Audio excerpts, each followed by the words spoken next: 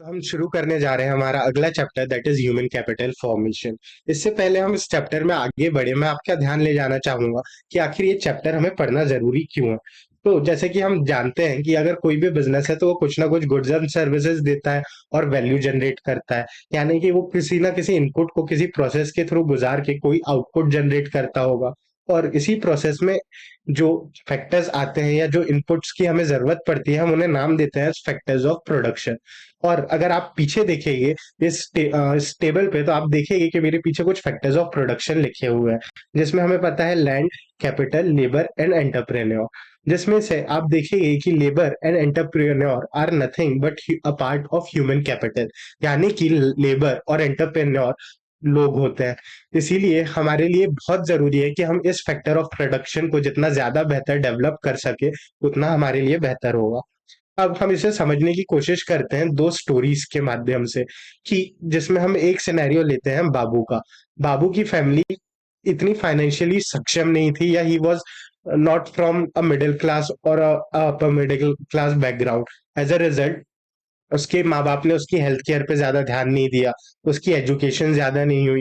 वो बेयरली government school में सिर्फ 10th क्लास तक के ही पढ़ पाया। जब उसे अक्षर लिखने लग गए और वो एडलेस या बेसिक अर्थमेटिक्स सीख गया, तब उसके पेरेंट्स ने उसे स्कूल से छुड़वा दिया और उसे मेहनत मजदूरी के काम पे लगा दिया। तो इस केस में ना तो उसे हायर एजुकेशन कंप्लीट करने का मौका मिला, और उसने छोटी छोटी ऑड जॉब्स की, इंटर्नशिप्स की, जहाँ पे उसे मेजरली मैनुअल और ऑड लेबर का ही काम करना पड़ता था, जिसके कारण वो सिर्फ और सिर्फ एक अनस्किल्ड लेबर की तरह ही रहा। और जैसा कि हम जानते हैं कि अनस्किल्ड लेबर मार्केट में यूं तो ज्यादा वैल्यू फैच नहीं कर पाते। इसी के कारण, क्योंकि वो इजीली रिप्लेसेबल होता है, जिसके कारण वो अपनी इनकम कम ही कमा पा रहा था, जिसके जिसके लिए हम कह सकते हैं कि उसके पास पैसों की कमी रही। इसका असर ये रहा कि फर्दर एजुकेशन आने वाले सालों में, जब भले ही वो जब खुद अपने लिए फाइनेंशियली इंडिपेंडेंट हो गया, तब भी उसके लिए फाइनेंशियली एजुकेशन आगे परस्यू करना was not a feasible option. दूसरी चीज की, क्योंकि उसके लिए हेल्थ एंड एजुकेशन पे उसके पेरेंट्स ने शुरू से ध्यान नहीं दिया, तो उसके लिए भी हेल्थ और एजुकेशन पे पैसा खर्च करना was not a major thing of coincidence. कि बजाय डॉक्टर के पास जाना या बेसिक वैक्सीनेशन लेना या बेसिक हेल्थ चेकअप्स कराना या ओल्ड एज के लिए सेव करना, he would prefer to whatever money that he has earned, he would prefer to spend it on whatever little joys or luxuries he can buy today। चाहे वो एक गाड़ी खरीदना हो, भले एक टू व्हीलर, या एक नया फोन लेना हो। Why? Because he did not have the education. As a result, he did not have his financial literacy. As a result, he also does not value the aspect of saving for old age, और उसके लिए health care भी इतना major option नहीं था। और उसने अपने फ्यूचर के लिए भी बहुत कम पैसे बचाए। और क्योंकि वो खुद में इन्वेस्ट नहीं कर रहा था, नई स्किल्स नहीं सीख रहा था, इसलिए उसके लिए फ्यूचर एम्प्लॉयमेंट अपॉर्चुनिटीज भी कम होती गई। इसका असर क्या होगा कि जब ये व्यक्ति बूढ़ा होता है तब इसके पास कोई सोशल सिक्योरिटी नहीं है, कोई कंफर्ट नहीं है। क्यों? क्योंकि इसके पास जो भी इनकम है वो बहुत सेविंग के लिए नाम पे कुछ है नहीं, और जो भी है वो बहुत कम है। दूसरा, इसकी प्रोडक्टिविटी एज के साथ घटती जाएगी। और even in his youth, whatever he can produce as an unskilled labor will always be of lesser value। And also क्योंकि आप हेल्थ केयर पे ध्यान नहीं दे रहे हो, तो इस चीज का असर आपको आने वाले समय पे अपनी ओल्ड एज पे देखने को मिलेगा। कि अगर आप कभी बीमार हुए तो आपके पास इलाज के लिए पैसा नहीं है, जिसके कारण एक छोटी बीमारी भी बड़ा रूप ले सकती है। तो हमने देखा ये केस था बाबू का। वहीं इसके ठीक अपोजिट हम एक केस देख रहे हैं राज का। राज की फैमिली थोड़ी फाइनेंशियली वेल टू डू थी। उनकी फैमिली में हेल्थ केयर पे काफी ध्यान दिया जाता था, जैसे कि बचपन से ही राज को सभी वैक्सीनेशन लगे, जिसके कारण, और रेगुलर चेकअप्स हुए, अच्छा खाने को डाइट अच्छी दी गई, जिसके कारण उसे ज्यादा कोई मेजर बीमारी नहीं होती है। प्लस उसकी एजुकेशन पे उसके पेरेंट्स ने ध्यान दिया। उसने अपना क्लास 10th 12th तो किया ही साथ उसने अपनी मनपसंद फील्ड में ग्रेजुएशन किया, पोस्ट ग्रेजुएशन किया। इसके साथ ही साथ में उसने कई इंटर्नशिप्स की और कई जॉब्स की, ताकि वो अपनी स्किल्स डेवलप कर सके। और एक स्किल्ड लेबर हमेशा मार्केट में ज्यादा बेहतर एम्प्लॉयमेंट अपॉर्चुनिटीज ग्रैब करता है और ज्यादा पैसे कमा पाता है, जिसके कारण ये आगे जाके अपने पसंद की और फर्दर एकेडमिक्स या और फर्दर एजुकेशन को परस्यू करने का उनके पास हमेशा ऑप्शन रहता है। दूसरा, उनकी हेल्थ केयर की चॉइसेस बेटर होती है, they are able to make better decisions in terms of what sort of lifestyle they want. They are able to have access or the money to spend on healthcare and various other facilities. और साथ ही साथ, क्योंकि आप ज्यादा पैसा कमा पा रहे हो, इसका मतलब कि आप ज्यादा पैसा बचा पा रहे होगे, और एजुकेशन के थ्रू आपको एक्सेस मिलता है फ्यूचर में अपनी स्किल्स और ग्रो और डेवलप करने का। तो ऐसे केस में राजू का जो ओल्ड एज है उसमें वो ज्यादा सिक्योर और ज्यादा कंफर्टेबल रहेगा। At the same time he is more productive than Babu. तो आप क्या चाहेंगे कि आपका जीवन कैसा हो? क्या आप बाबू का जीवन जीना चाहेंगे या राज का? The obvious answer is you would prefer Raj. Why? Because he has a better overall experience of life, या उसकी क्वालिटी ऑफ लाइफ ज्यादा बेटर है। तो जब हम बात करते हैं ह्यूमन डेवलपमेंट की, तो उस चैप्टर में हम यही बात करने की कोशिश करेंगे कि कैसे हम लोगों की ओवरऑल क्वालिटी ऑफ लाइफ के एक्सपीरियंस को इम्प्रूव कर सके। तो इस चैप्टर में जब हम बात करते हैं ह्यूमन कैपिटल फॉर्मेशन की, तो यहाँ पे जैसे हम फिजिकल कैपिटल की बात करते हैं जिसमें हम किसी फिजिकल गुड या सर्व फिजिकल गुड, जैसे कि किसी ऑब्जेक्ट को बेटर करने की कोशिश कर रहे हैं, वैसे ही जैसे एक देश में मशीनों का भंडार हो सकता है कि आपकी साइंस एंड टेक्नोलॉजी कितनी बेहतर है, आप कितने नए तरीके के उपकरण बना पा रहे हैं, वैसे ही हम ह्यूमन कैपिटल में बात करते हैं कि कैसे लोगों की स्किल सेट को, लोगों की हेल्थ को, लोगों की प्रोडक्टिविटी को बेहतर किया जा सके। उसी को हम पढ़ रहे हैं in this chapter, that is human capital formation. अब इस चैप्टर में हमें मोटे मोटे ये 5 फैक्टर्स पढ़ना है जिनके थ्रू ह्यूमन कैपिटल का फॉर्मेशन का प्रोसेस पूरा हो पाता है, जो कि है education, health care, on job training, migration and information. तो आइए पढ़ना शुरू करते हैं। अभी हमने पढ़ा कि why there is a need for creation of human capital। क्यों? बिकॉज अगर आप इस लास्ट लाइन को पढ़ेंगे, by this means many who would have died unknown are able to get the start needed for bringing out their latent abilities। कि ये coat ये कह रहा है कि जब आप ह्यूमन कैपिटल के प्रोसेस में इन्वेस्ट करते हैं, तो कई लोगों को ये मौका मिलता है कि वो अपनी प्रतिभा से कई चीज ज्यादा प्रोडक्टिव हो सके और एक नाम, एक पैसा कमा पाए, ताकि उनका जीवन अच्छा बीते, जैसा हमने राजू और बाबू की स्टोरी में देखा।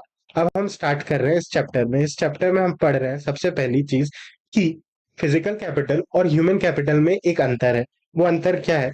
जैसे कि हम बात करते हैं फिजिकल कैपिटल, ह्यूमन कैपिटल की, तो ह्यूमन कैपिटल के लिए, ह्यूमन कैपिटल को क्रिएट करने के लिए ये जरूरी है कि आपके पास एक अच्छा पूल हो, कुछ टीचर्स का, कुछ रिसोर्सेस का, जो इस ह्यूमन कैपिटल को ट्रेन कर सके। यानी कि आपको अच्छे स्टूडेंट्स चाहिए, उसके लिए आपको अच्छे टीचर्स चाहिए होंगे, आपको अच्छे डॉक्टर्स बनाने हैं ऑन फ्यूचर। तो आपके को अगर जो लोग अभी मेडिकल ट्रेनीज है उन्हें सुपरवाइज करने के लिए अच्छे एक्सपीरियंस डॉक्टर्स और मेडिकल स्टाफ की जरूरत होगी। यानी कि एक तरीके से हम कह रहे हैं कि in order to create human capital we already need, there is a need for a skilled pool of human capital in order to create a new pool of human capital। इसका इफेक्ट क्या होता है?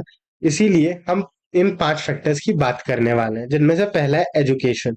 कि ये क्या कह रहा है कि education is not only guaranteeing higher earning capacity. की एजुकेशन से सिर्फ आप ज्यादा पैसा नहीं कमा पाते हैं, एजुकेशन से आपको कई और बेनिफिट मिलते हैं।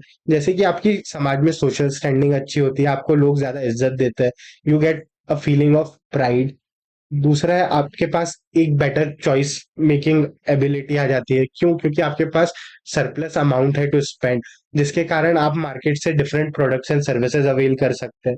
दूसरा, यू हैव द नॉलेज कि आपके लिए क्या चीज सही है, क्या चीज गलत है, आपको उस चीज का नॉलेज है कि आप ज्यादा बेहतर डिसीजन ले पाए, कि आप हेल्दी ऑर्गेनिक फूड की तरफ मूव करें रेदर देन जंक फूड।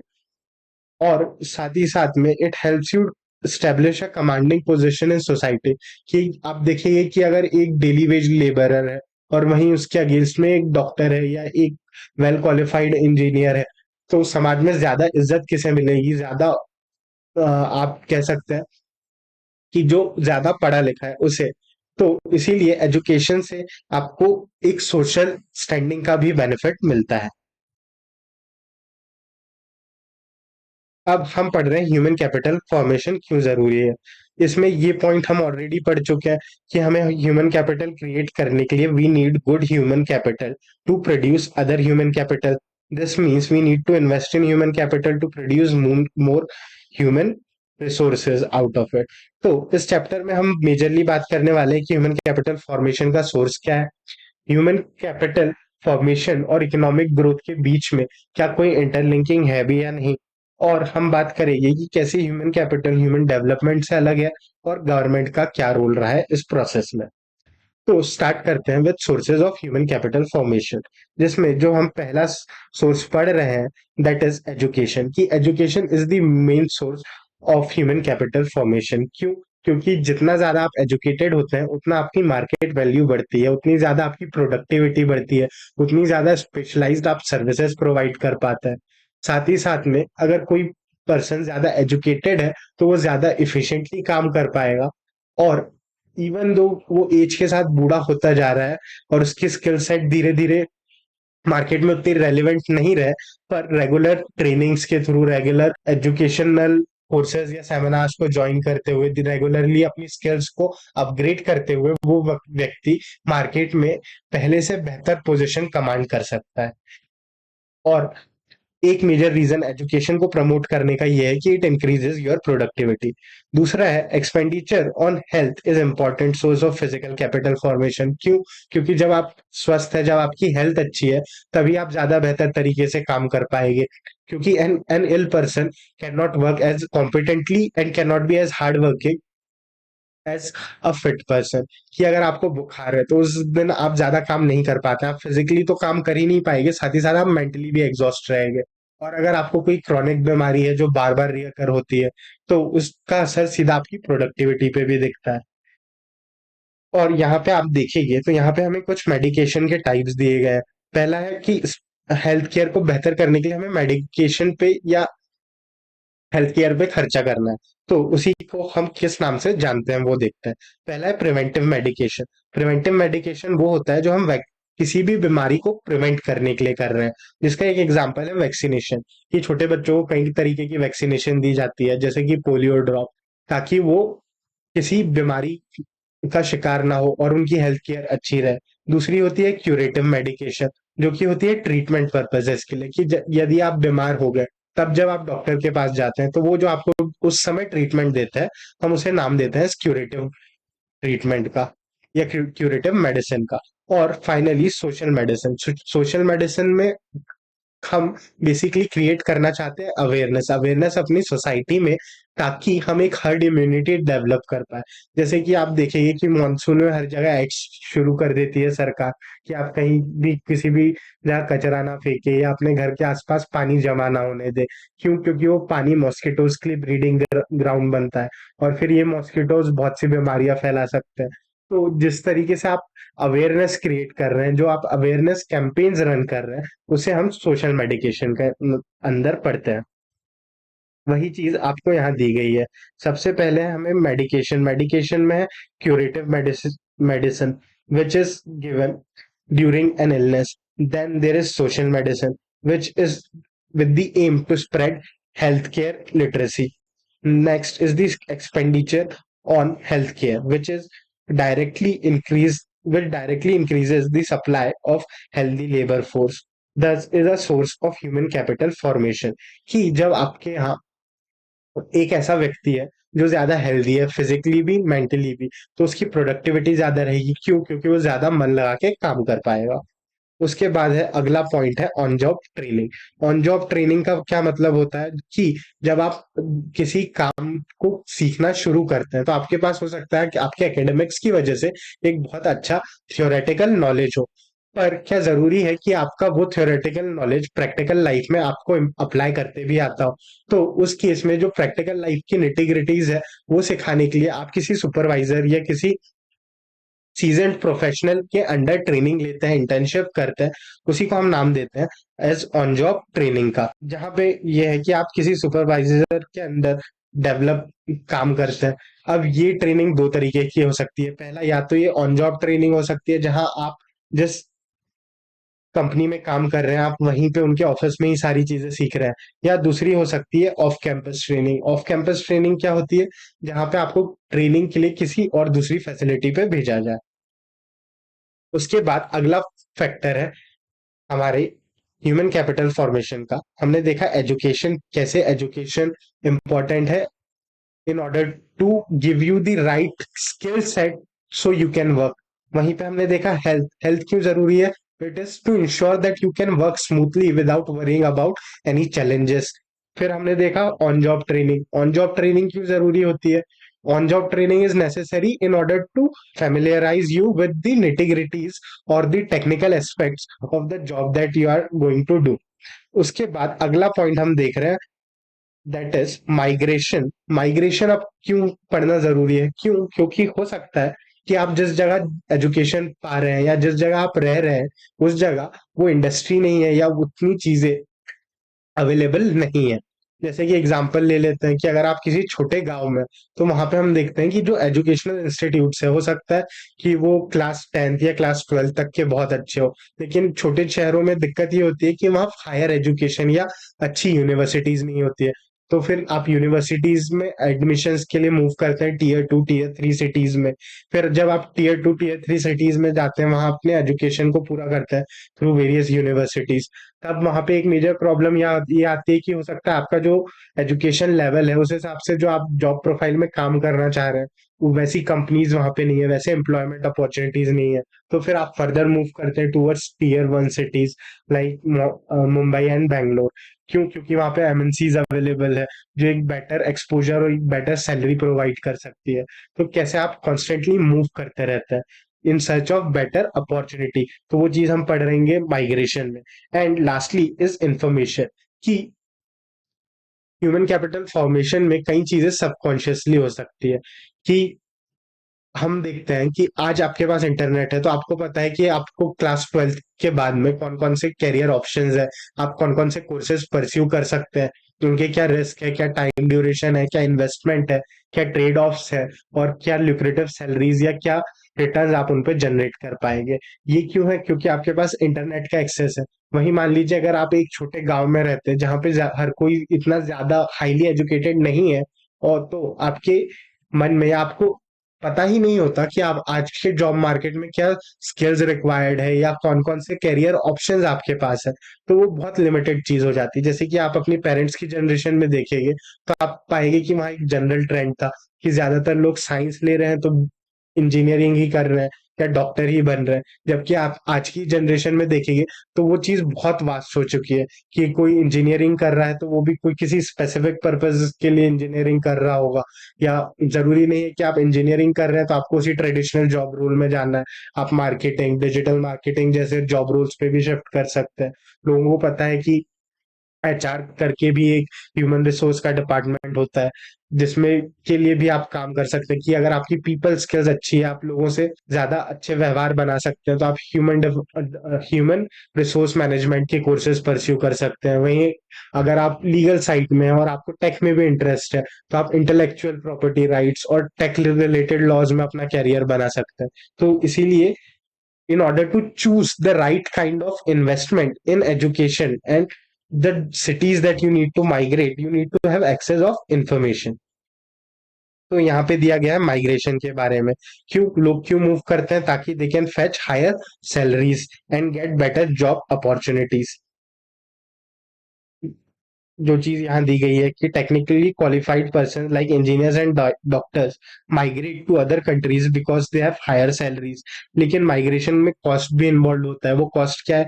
कि एक जगह से दूसरी जगह जब आप जा रहे हैं तो आपको ट्रांसपोर्टेशन का कॉस्ट आएगा। तो अब नए शहर में जा रहे हैं तो वहां पे आप चीजों को जानते नहीं, आपको पता नहीं है कौन सी चीज क्या है, कहाँ है। और बड़े शहरों में पॉपुलेशन डेंसिटी भी ज्यादा होती है जिसके कारण आपकी कॉस्ट ऑफ लिविंग भी हाई रहेगी।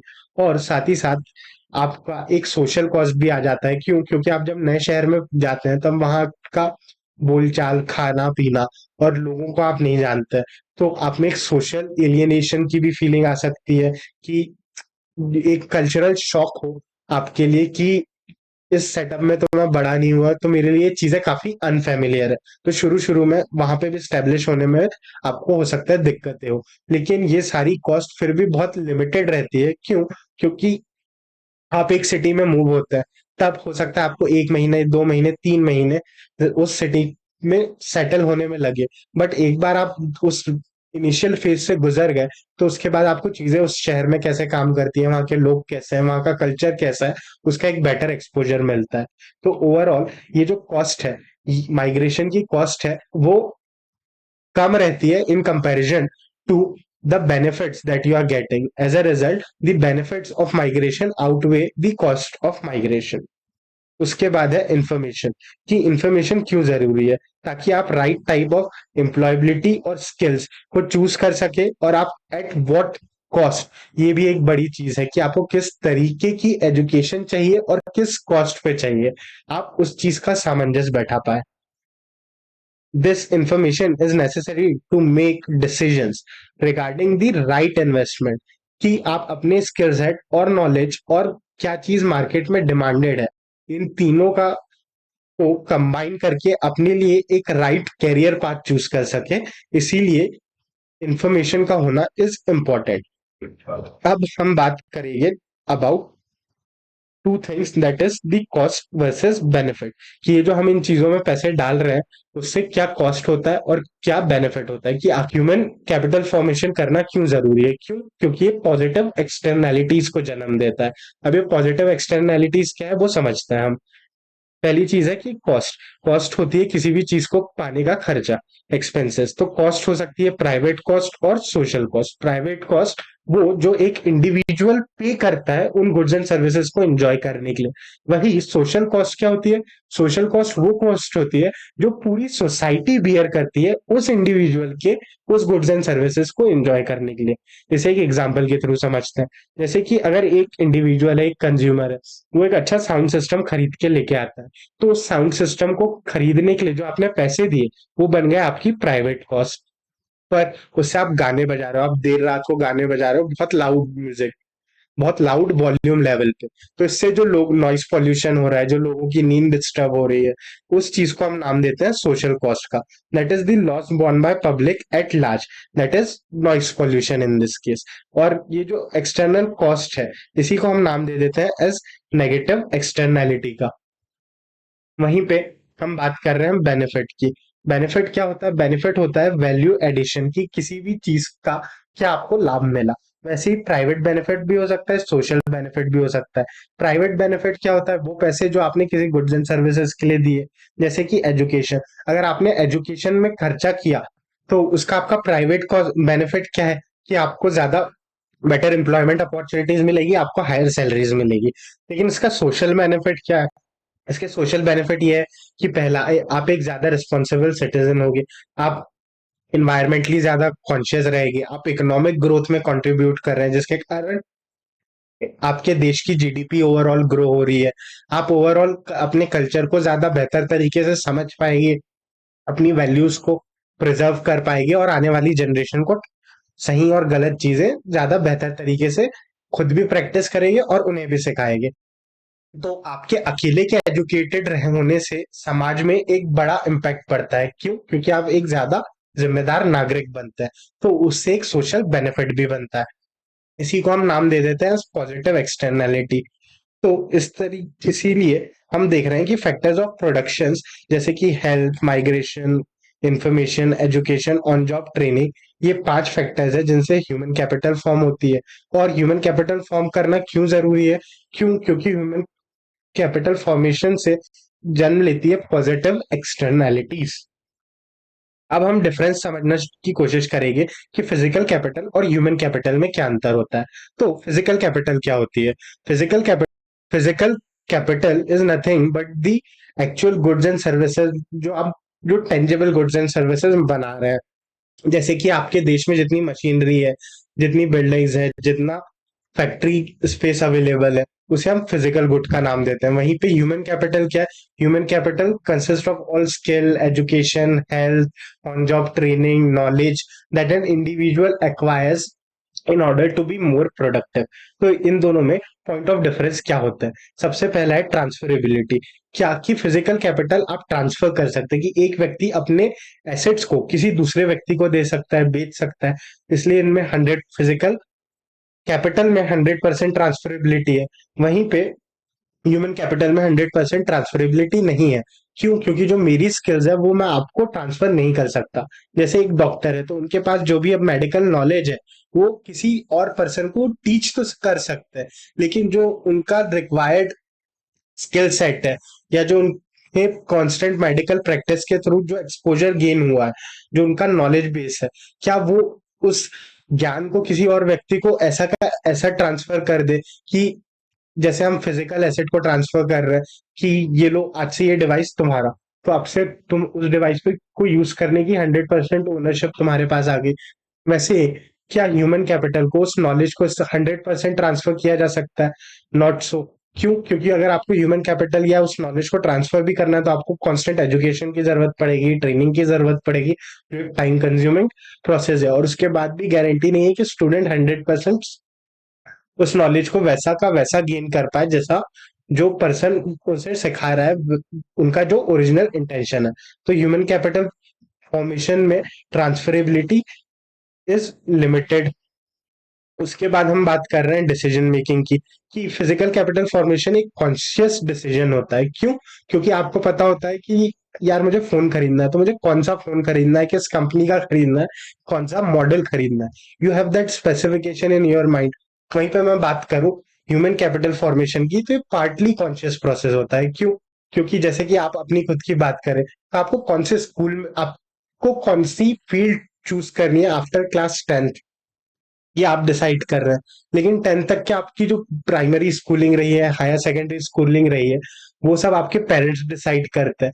तो ये पार्टली सबकॉन्शियस या पार्टली ऐसा प्रोसेस है जिसमें आपका खुद का हियर से नहीं है, या आपके पेरेंट्स भी किस बेसिस पे स्कूल्स डिसाइड करते हैं, जिन स्कूल्स के बारे में उन्होंने अच्छा रिव्यू सुना होता है। तो वो उतना ज्यादा एक्टिवली कॉन्शियस डिसीजन नहीं है। क्यों? क्योंकि ये पार्टली कॉन्शियस डिसीजन है, पार्टली डिपेंडेंट है किसी और पे। वहीं पे हम बात करते हैं मोबिलिटी की, कि क्या फिजिकल गुड्स 100% मोबाइल है? जी हाँ। आप किसी भी फिजिकल गुड को एक जगह से दूसरी जगह मोबाइल मूव कर सकते हैं। वहीं पे ह्यूमन कैपिटल ये इतनी इजीली मोबाइल नहीं है। क्यों? क्योंकि पहली चीज कि अगर आप एक देश में रह रहे हैं तो आप वहां के सिटीजन हैं। आप उस देश को छोड़ के दूसरी जगह पे या दूसरे देश में या उसी देश के अंदर दूसरी जगह पे इतने इजीली माइग्रेट नहीं होगे। क्यों? क्योंकि आप जिस जगह पे रह रहे हैं आप उस सराउंडिंग से फेमिलियर हो जाते हैं। आपकी खुद की कुछ पर्सनल चॉइसेस रहती है कि मुझे इस सिटी में रहना है, या मुझे यहाँ मूव करना है, या मुझे अपने पेरेंट्स के साथ अपने होम टाउन में रहना है। तो लोग इतना आसानी से माइग्रेट नहीं होते हैं। उसके बाद में हम बात कर रहे हैं डिप्लीशन की। तो हम बात करते हैं फिजिकल कैपिटल की। तो फिजिकल कैपिटल इजीली डेप्रिशिएट हो जाता है, कि आपने कोई एसेट खरीदा, आज उसकी वैल्यू 100% है, कल जाके वो 80% पे, 70% पे, और धीरे धीरे समय के साथ डेप्रिशिएट होते होते अमोर्टाइज हो जाएगी। वहीं पे हम बात कर रहे हैं ह्यूमन कैपिटल की। तो ह्यूमन कैपिटल ऑल दो समय के साथ डिप्लीट होता है, कि जैसे जैसे आप एज करते हैं आपकी प्रोडक्टिविटी जाहिर सी बात है डिक्लाइन करती है। पर वहीं पे अगर आप अपने एजुकेशन में कांस्टेंट इन्वेस्टमेंट रखें, आप नई टेक्नोलॉजी सीखते रहे, आप अपने आप को अपस्किल करते रहे, तो आप कहीं ना कहीं उस रेट ऑफ डिप्लीशन को बहुत नैरो कर सकते हैं या बहुत कम कर सकते हैं, ताकि आप मार्केट में रेलिवेंट रहे। तो इसी चीज को हम यहाँ पे पढ़ना शुरू करते हैं। पहला है difference between physical capital and human capital. Regarding investment and physical capital is taken on the basis of one's knowledge, कि भैया फिजिकल कैपिटल में क्या इन्वेस्ट करना है वो आप अपने नॉलेज पे लेते हैं वो डिसीजन, और आप देखते हैं कि एक्सपेक्टेड रेट्स ऑफ रिटर्न क्या होंगे, और आप एक रैशनल डिसीजन लेने की कोशिश करते हैं। Physical capital is a process of that involve, जिसका मेन एम है इकोनॉमिक ग्रोथ। दूसरा, इस प्रोसेस में हमारा मेन फोकस होता है कि हम मेजरली कंसर्न करते हैं अपने आप को इकोनॉमिकल और टेक्निकल प्रोसेसेस से। वहीं पे इसका ठीक उलट है ह्यूमन कैपिटल फॉर्मेशन, जो पार्टली प्रोएक्टिव डिसीजन है और पार्टली इकोनॉमिकल डिसीजन है। क्यों? क्योंकि आधे डिसीजंस आपके चाइल्डहुड में आपके लिए कोई और ले रहा होता है, दूसरा आपको कंप्लीट इन्फॉर्मेशन नहीं होती है, जिसके कारण आप कई बार कुछ अपॉर्चुनिटीज को मिस आउट कर सकते हैं। क्यों? क्योंकि आपको अवेयरनेस ही नहीं है कि वो अपॉर्चुनिटीज एग्जिस्ट कर रही है। और इवन दो ह्यूमन कैपिटल का अल्टीमेट रिजल्ट एक इंडिविजुअल की अर्निंग पोटेंशियल को इंक्रीज करने में होता है, बट हम ह्यूमन कैपिटल उस मेन एम से नहीं क्रिएट करता है कि our main aim is to create good human resources rather than focusing on the immediate returns। फिर वही चीज यहाँ पे दी गई है कि human capital formation take place in one's life when he और she is unable to decide what would maximise his earning. इसमें हम पीयर्स, एजुकेटर्स और सोसाइटी के इन्फ्लुएंस में रहते हैं। The human capital formation is a partly social process and a partly conscious decision. अब physical capital tangible है, human capital intangible है। कि फिजिकल कैपिटल को आप छू सकते हैं, ह्यूमन कैपिटल को आप छू नहीं सकते। दूसरी चीज है कि फिजिकल कैपिटल इजीली ट्रांसफरेबल है, कि आप किसी भी गुड को मार्केट में बेच सकते हैं। वहीं पे ह्यूमन कैपिटल जो एक इंडिविजुअल के स्किल्स है, वो इतनी इजीली मार्केट में आप सेल नहीं कर सकते। आप कोर्सेज बना के ऑल दो लोगों को एजुकेट कर सकते हैं, बट आप 100% अपना स्किल सेट यूं किसी को और को ट्रांसफर नहीं कर सकते। दूसरी चीज है physical capital is completely mobile, कि आप एक देश से दूसरी देश में भी चीजें इजीली ट्रांसफर कर सकते हैं, अगर उन वो गुड्स बैन या रिस्ट्रिक्टेड नहीं है। वहीं पे ह्यूमन कैपिटल का नेशनलिटीज में या एक देश से दूसरे देश में जाना रिस्ट्रिक्टेड रहता है ड्यू टू वेरियस पॉलिसीज और पर्सनल प्रेफरेंसेस। उसके बाद में है नेचर ऑफ बेनिफिट, कि क्या ह्यूमन कैपिटल से आने वाले जो बेनिफिट्स है वो डिफर डिफर करते हैं फिजिकल कैपिटल से आने वाले बेनिफिट से। क्यों? क्योंकि जो सोशल कैपिटल है वो सोसाइटी को एट लार्ज बेनिफिट करता है, जिनसे हम एक्सटर्नल बेनिफिट्स कहते हैं या पॉजिटिव एक्सटर्नैलिटीज का नाम देते हैं। और इसीलिए यहाँ पे कहा गया है कि human capital create both private as well as social benefit. अब हम बढ़ रहे हैं आगे ये देखने के लिए कि क्या ह्यूमन कैपिटल और इकोनॉमिक ग्रोथ में कोई रिजल्ट है कि। तो हम पढ़ना शुरू करते हैं। पहली चीज हम स्टार्ट कर रहे हैं with the concept of economic growth. Economic growth का क्या मतलब होता है? Economic growth means increase in the real national income of a country, की कंट्री की रियल नेशनल इनकम बढ़े, उसी को हम कह रहे हैं इकोनॉमिक ग्रोथ। अब इसके लिए हमें जरूरी है कि हमारे पास एक अबंडेंट लेबर सप्लाई हो, जो एजुकेटेड हो, जिसके पास रिक्वायर्ड स्किल सेट हो और जो हेल्दी रहे, ताकि प्रोडक्टिविटी बढ़ सके। इसलिए हम कह रहे हैं कि increasing labour productivity is the main M. और साथ ही साथ हम चाहते हैं कि इनोवेशन हो थ्रू टेक्नोलॉजी, ताकि हमारा वेस्टेज कम हो, हमारी ऑपरेशनल एफिशिएंसी बढ़ सके। और education provides the knowledge to understand the changes in a society and scientific advancement. और ये चीज पॉसिबल होती है थ्रू एजुकेशन, क्योंकि जब आप ज्यादा एजुकेटेड रहते हैं तब ज्यादा आप रिसर्च और डेवलपमेंट में पार्टिसिपेट कर पाएंगे। Next is the empirical evidence to provide that the increase in human capital causes economic growth is rather nebulous, कि हमें ये चीज अभी पता नहीं है कि ऑल्दो हमें पता है कि अगर हम ह्यूमन कैपिटल में आज इन्वेस्ट करेंगे तो कल इसके फायदे होंगे, बट ये कहना कि आज ह्यूमन कैपिटल में इतने पैसे इन्वेस्ट करो तो इसका डायरेक्टली इतना रिजल्ट आपको दिखेगा in terms of economic growth, ऐसे एविडेंसेस हमारे पास, ऐसे हार्ड कोर फॉर्मूलाज नहीं है। इसीलिए यहाँ पे ये कह रहा है कि ये रिलेशनशिप है, इसका हमें एक इंट्यूशन है, बट क्या ये हम प्रूव कर सकते हैं through any empirical evidence? The answer is rather नेबुलस। Okay, तो हम पढ़ रहे थे कि किस तरीके से कोई एम्पेरिकल एविडेंस नहीं है बिटवीन इंक्रीजिंग, कि अगर आप मॉनेटरी टर्म्स में ह्यूमन कैपिटल क्रिएट कर रहे हैं तो उसका आपकी इकोनॉमिक ग्रोथ पे असर पड़ेगा। ये हम ऐसा क्यों कह रहे हैं? हम इसलिए कह रहे हैं कि मान लीजिए अगर आप एजुकेशन पे खर्चा कर रहे हैं तो हम ये कह सकते हैं हमारा लिटरेसी रेट बढ़ा है या हमारे स्कूल में एनरोलमेंट्स बढ़े, कि पहले जहाँ एक्स अमाउंट ऑफ स्टूडेंट्स थे अब एक्स या एक्स इंटू 20% स्टूडेंट्स आ चुके हैं अब, प्लस और इंक्रीमेंट हो रहा है। बट इससे इस चीज का कहीं हमें ये तो पता चल रहा है कि नंबर ऑफ स्टूडेंट्स बढ़े हैं स्कूल्स में, बट उनकी द लेवल ऑफ एजुकेशन और the level quality of education they are getting, हमें उसका कोई अंदाजा नहीं है। हम वही कह सकते हैं कि हमारा पर कैपिटल एक्सपेंडिचर ऑन हेल्थ एक नंबर है, कि औसतन एक देश में एक लोग इतना पैसा हेल्थ केयर पे खर्च कर रहे हैं, बस उस पैसे के अगेंस्ट जो उन्हें सर्विसेज मिल रही है, उनका क्या क्वालिटी है, उनकी क्या लेवल है, हमें वो चीज डिटरमाइन करना भी बहुत मुश्किल है। इसीलिए हम ये कह रहे हैं कि ऐसा जरूरी नहीं है कि आप अगर क्वांटिटी इंक्रीज करें किसी चीज की, कि नंबर ऑफ स्टूडेंट एक स्कूल में बढ़ जाए, तो उसका डायरेक्ट असर देखने को मिले क्वालिटी पे, कि उनकी लेवल ऑफ टीचिंग या level of education they are receiving is also simultaneously increasing.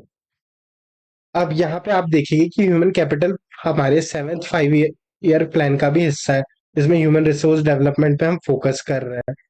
और ऐसा करना क्यों जरूरी है, वो अंडरस्टैंड करते हैं। क्यों? क्योंकि इंडिया में एक लार्जर पॉपुलेशन है।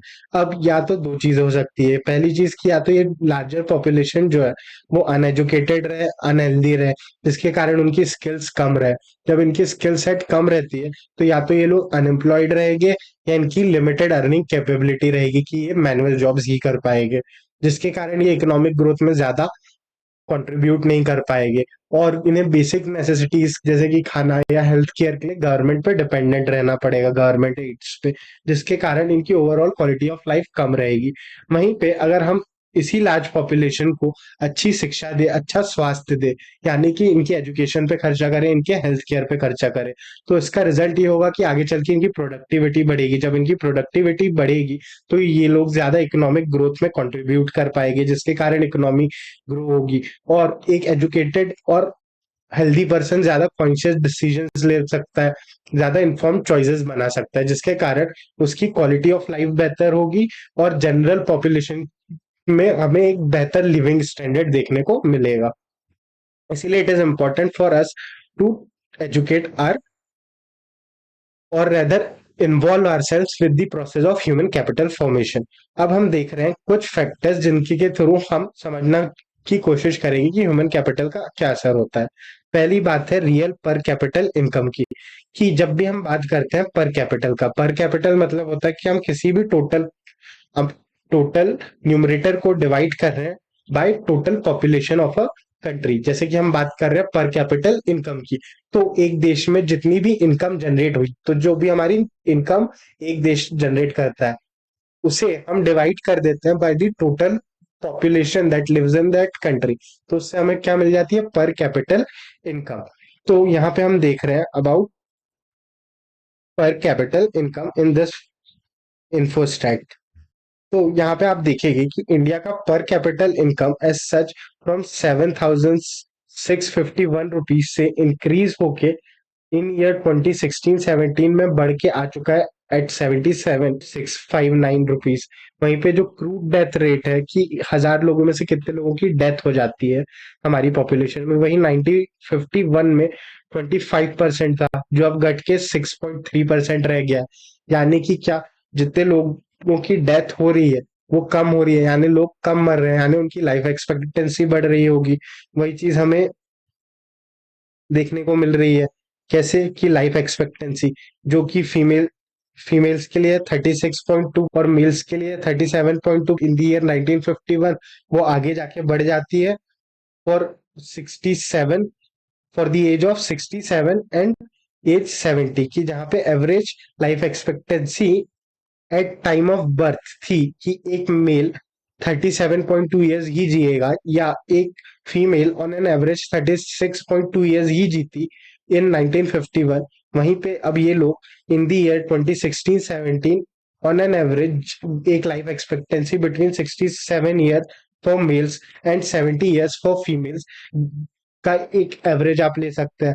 वहीं पे हम देखेंगे कि इन्फेंट मोर्टेलिटी रेट, कि जितने बच्चों का जन्म होता है, इन्फेंट्स यानी the children who are below the age of a year और सो, उसमें से कितने बच्चों की मौत हो जाती है। So that toll was about 146 in the year 1951।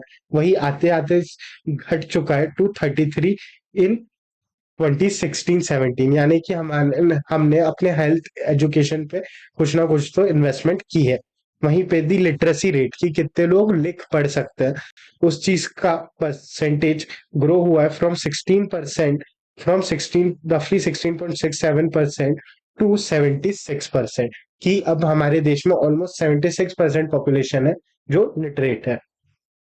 अब इसी चीज को यहाँ पे नीचे में आपको दिया गया है, जिसमें कह रही है कि government growth in the sectors has reinforced growth in other sectors.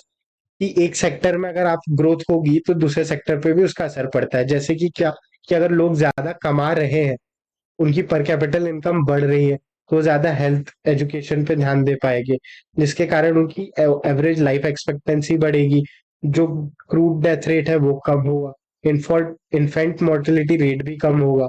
और जो लोग एक्स्ट्रा पैसा कमा रहे हैं उसके कारण वो ज्यादा एजुकेशन पे खर्च करेंगे, as a result literacy rate भी इम्प्रूव होगा। वहीं पे हम बात कर रहे हैं नेशनल इकोनॉमिक पॉलिसी 2020 की, जिसमें एक ड्रामेटिक चेंज है। क्या कि इस न्यू नेशनल एजुकेशन पॉलिसी में हम फोकस कर रहे हैं साइंटिफिक और टेक्निकल डेवलपमेंट्स की ओर, जिसमें हम फोकस कर रहे हैं towards rise in big data, machine learning, artificial intelligence जैसी स्किल्स को अपनी वर्कफोर्स को सिखाने की। वहीं पे हम बात कर रहे हैं कि हमें एजुकेशन तो चाहिए, बट साथ ही साथ में हमें एक मल्टी डिसिप्लिनरी एबिलिटी चाहिए, कि एक इंडिविजुअल सिर्फ जो लिमिटेड कैरिकुलम में चीजें हैं वहीं तक के सीमित ना रहे, बल्कि उसके बियॉन्ड जाके भी एप्लीकेशंस डेवलप कर सके। कि अगर आपने कोई कॉन्सेप्ट सीखा है तो उसका रियल लाइफ एप्लीकेशन क्या होगा, उससे आप कैसे नए प्रोडक्ट्स और सर्विसेज को इनोवेट कर सकते हैं। वहीं पे हम क्लाइमेट चेंज को भी सिखा रहे हैं, कि हमारा एक क्लाइमेट कंजर्वेटिज्म की ओर भी अप्रोच है, कि जहाँ पे हम सिर्फ क्रॉनिकली चीजें कंज्यूम ना करते जाए या बहुत ज्यादा कैपिटलिस्टिक ना बन जाए, जबकि हम एक सस्टेनेबल डेवलपमेंट की ओर जाना चाहते हैं, जहाँ पे हम क्लाइमेट और पॉल्यूशन जैसी चीजों को भी एड्रेस कर रहे हैं, और हम अपने नेचुरल रिसोर्सेज को एक बहुत ही ऑप्टिमम तरीके से बचा के इस्तेमाल करना चाहते हैं, ताकि हमारे फ्यूचर जनरेशन्स की नीड सेक्रीफाइस ना हो। और the growing emergence of epidemics, की कई बीमारियां बढ़ रही है या पेंडेमिक्स आ रहे हैं, जैसे कि हमने कोविड वायरस को देखा, जिसके कारण हम नई वैक्सीन्स को भी डेवलप करने पे खर्चा कर रहे हैं, कि हमारा overall expenditure on research and development has also improved और इंक्रीज्ड। अब हम बात कर रहे हैं एक अगले कॉन्सेप्ट की, दैट इज कि इंडिया एक नॉलेज इकोनॉमी बनती जा रही है। कि आप किसी भी इकोनॉमी में देखेंगे तो हर इकोनॉमी शुरू होती है एक एग्रीकल्चरल इकोनॉमी की तरह, जहाँ पे agriculture is the primary source of production या लाइवलीहुड फॉर पीपल। फिर धीरे हम मूव करते हैं मैन्युफैक्चरिंग की ओर, जहाँ पे मशीनरीज या फैक्ट्रीज में लोग काम करना शुरू कर देते हैं।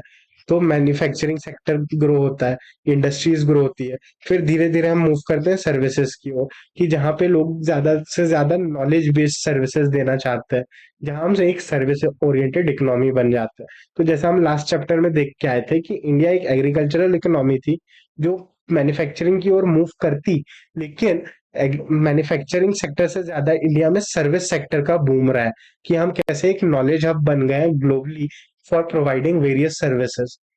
जो चीज यहाँ पे दी गई है कि इंडिया में सॉफ्टवेयर इंडस्ट्री बहुत फ्लरिश कर रही है, हमारे यहाँ जो नॉलेज बेस है फॉर आईटी सर्विसेज वो ग्लोबली जाना जाता है, जिसमें हम बहुत सी आईटी सर्विसेज दे रहे हैं अदर कंट्रीज को, जैसे कि हम ई गवर्नेंस डेवलप कर रहे हैं, हम IT dependence generally on the existing level of economic development, कि हम चाहते हैं कि हम ज्यादा बेटर सर्विसेज डेवलप कर पाए।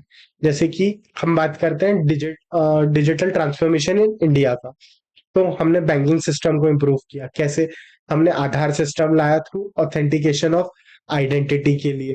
तो हमने पहले लोगों को आधार से इंट्रोड्यूस कराया, फिर आधार के थ्रू हमने लोगों के जीरो बैलेंसेस बैंक अकाउंट्स खुलवाए, ताकि बैंकिंग इंफ्रास्ट्रक्चर मजबूत हो। जब हर किसी के पास आधार था, हर किसी का एक बैंक अकाउंट था। और फिर हमने इंट्रोड्यूस की एक नई technology, that is UPI. UPI क्या था? यूपीआई एक ऐसा सिस्टम था जिससे आप direct bank to bank transfer कर सके, आप एक व्यक्ति दूसरे व्यक्ति को पैसे ट्रांसफर कर सके। और यूपीआई ट्रांजैक्शंस को ऑथेंटिकेट करने के लिए हमने अगेन यूज किया आधार कार्ड्स का थ्रू ई केवाईसी प्रोसेस।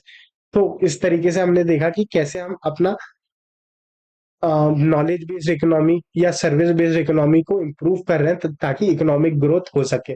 जिसका एक छोटा सा एग्जांपल है कि अगर आप देखेंगे कि लाइक प्रायर 2016 लोगों के पास बैंक अकाउंट्स इतने नॉर्मल नहीं थे। क्यों? क्योंकि तब वो जीरो बैलेंस पे बैंक अकाउंट्स नहीं खुलते थे, आपको एक मिनिमम अमाउंट ऑफ 2000 और some odd figure depending on the bank you are approaching उतना कुछ तो सेविंग अकाउंट के लिए डिपॉजिट रखना पड़ता था। फिर जब ये जीरो अकाउंट बैलेंस स्कीम आई, तब लोगों ने अपने बैंक अकाउंट्स खुलवाने शुरू किए। क्यों?